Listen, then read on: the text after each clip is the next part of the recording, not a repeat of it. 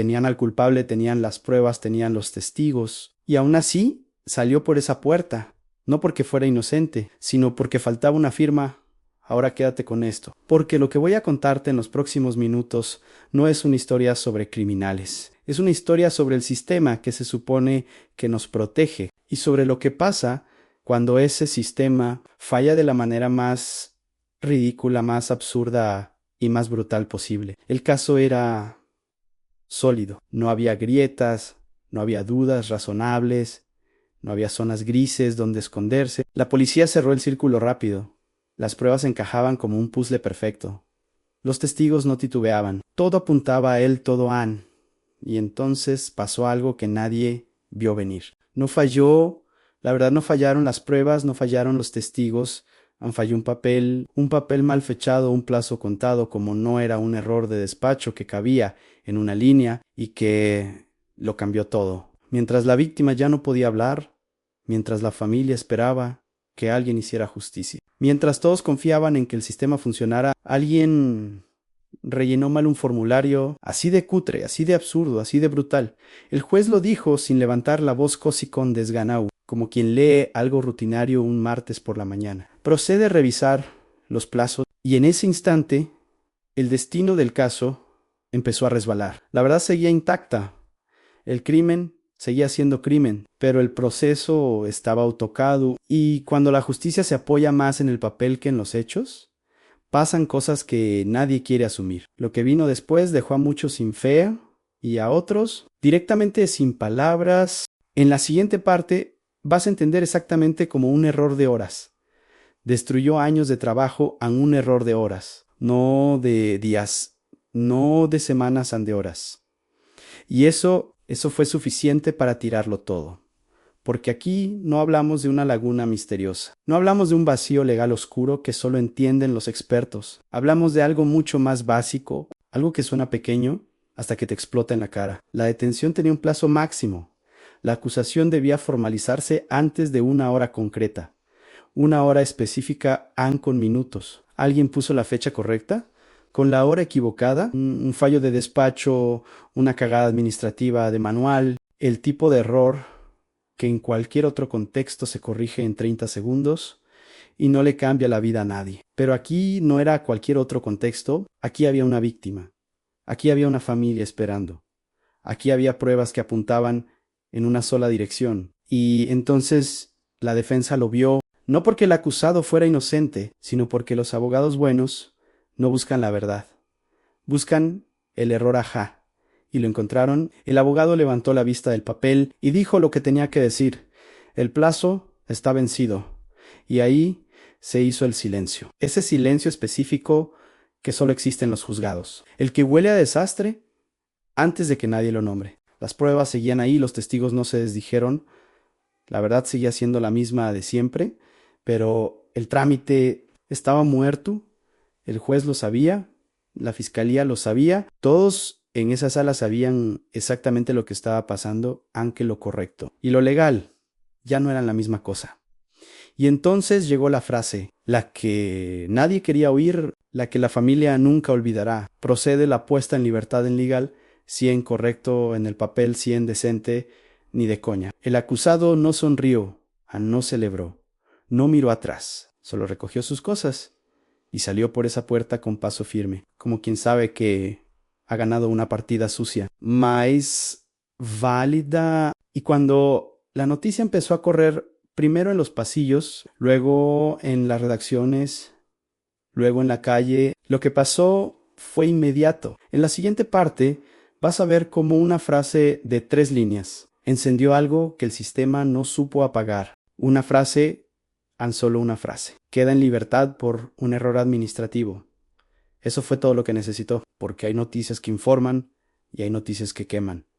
A esta quemó. En la calle la reacción fue inmediata. No hubo debate, no hubo por un lado sí, pero por otro lado no. Hubo rabia, hubo incredulidad y hubo esa sensación jodida y muy concreta de que alguien se estaba riendo en tu cara. La gente no discutía si era culpable o no. Eso estaba claro para todo el mundo. Lo que quemaba era otra cosa. Como demonios un papel.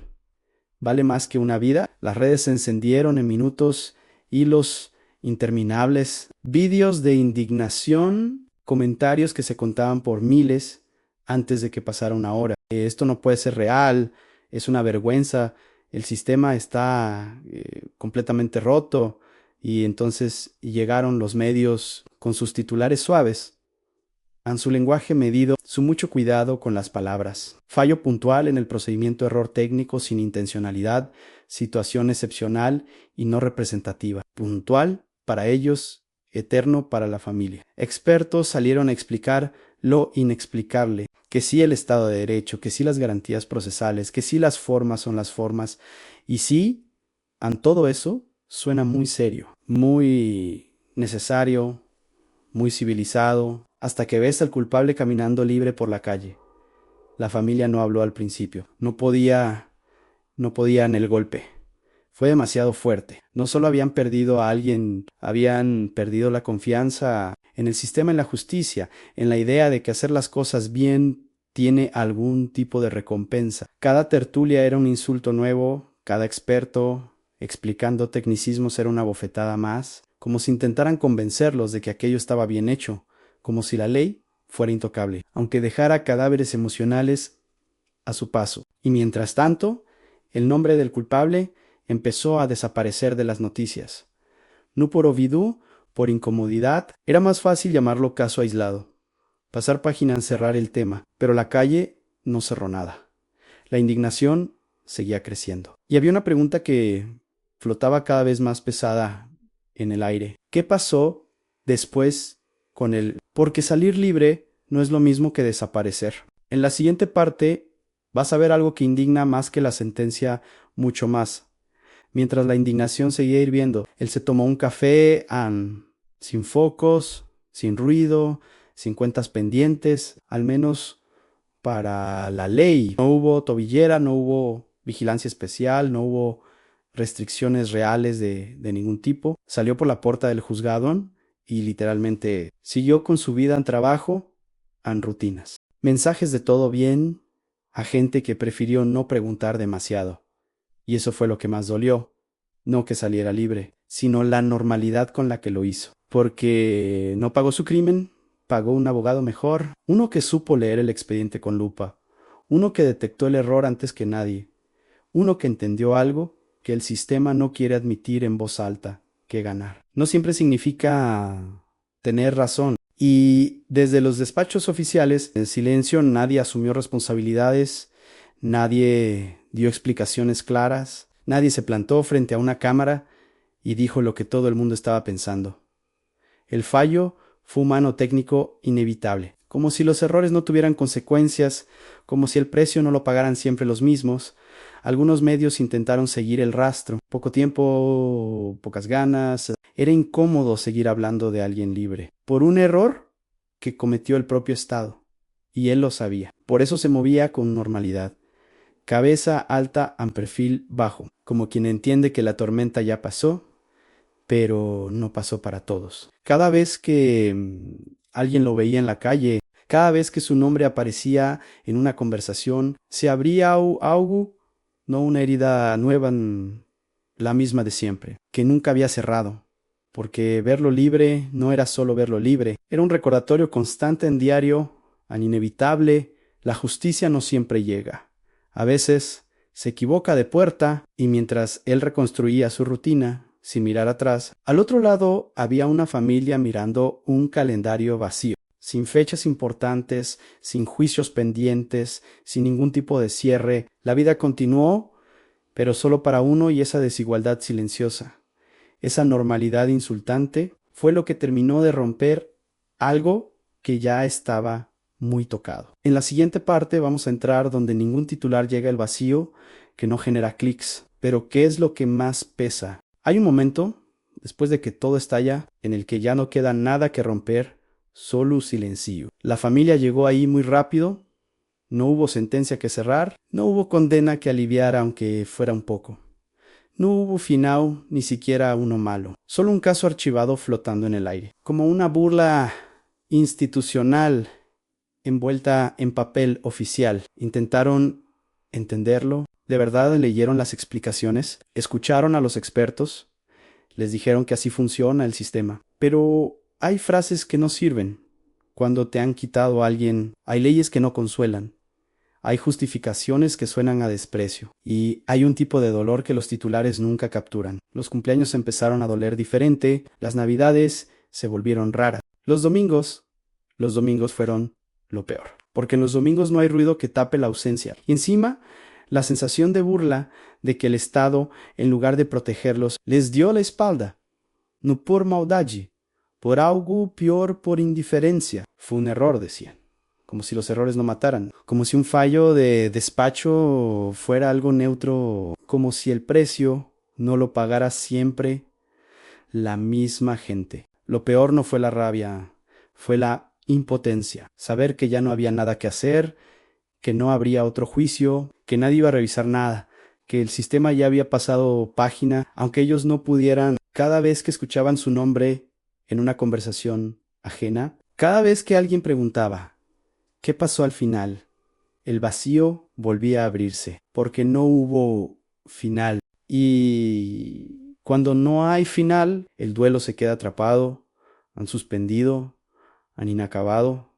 Esa es la parte que no sale en las noticias, la que no genera clics, la que no cabe en un titular corto, pero es la que más pesa, la que se queda contigo a las 3 de la mañana, la que no desaparece con el tiempo, la que el sistema nunca va a reconocer, porque reconocerla implica asumir lo que hizo. Y hay una pregunta que empezó a surgir en mucha gente, una incómoda de esas que nadie quiere responder en voz alta. ¿Y si este no es el peor caso?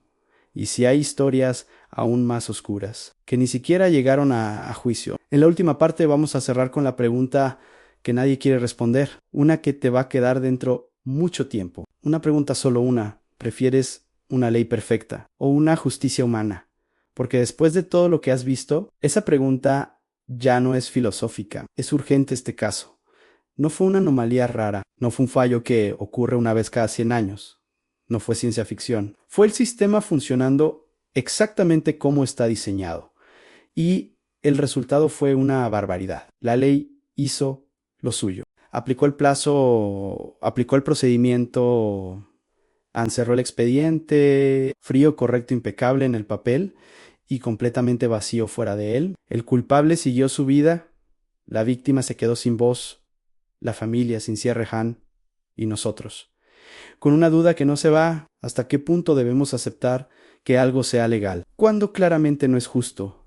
¿Dónde encaja la humanidad en todo esto? Porque hoy fue un error de fecha, mañana puede ser una firma pasado, un sello mal puesto, y cuando eso pasa, no hablamos de papeles, hablamos de personas. Pero lo más inquietante no es lo que ya sabes, lo más inquietante es lo que no sabes todavía, porque hay casos peores, mucho peores. Casos que nunca llegaron a juicio, casos que se cayeron antes de empezar, casos donde ni siquiera hubo indignación pública, porque nadie se enteró, historias enterradas en archivos, errores que nadie revisó, vidas rotas sin cámaras delante, sin titulares, sin trending topics, sin nadie que preguntara qué pasó. Y ahí es donde entra algo que va más allá de jueces y abogados, nuestra responsabilidad, porque si normalizamos que la justicia falla así, el siguiente fallo ya no sorprenderá a nadie y el siguiente después de ese tampoco, así que te devuelvo la pregunta la misma del principio, pero ahora con todo lo que sabes, leyes impecables aunque destrocen vidas, o una justicia que se atreva a ser humana. Piénsalo porque hay historias aún más oscuras, casos que ni siquiera tuvieron un titular. Y si este te indignó, el siguiente te va a dejar sin palabras. El sistema no falla por accidente, falla porque nadie paga el coste de arreglarlo,